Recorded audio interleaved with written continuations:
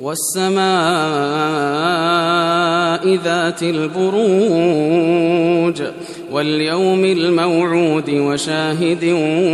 ومشهود قتل أصحاب الأخدود النار ذات الوقود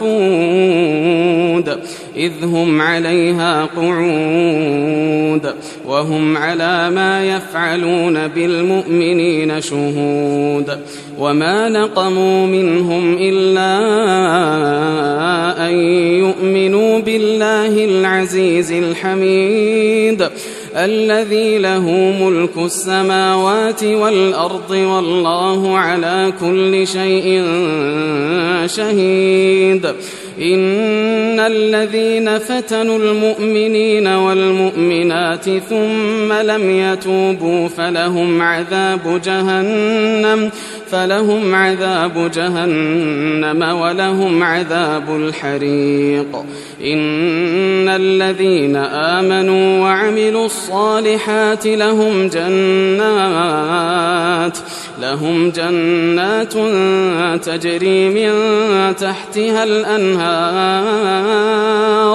ذلك الفوز الكبير إن بطش ربك لشديد إنه هو يبدئ ويعيد وهو الغفور الودود ذو العرش المجيد فعال لما يريد هل أتاك حديث الجنود فرعون وثمود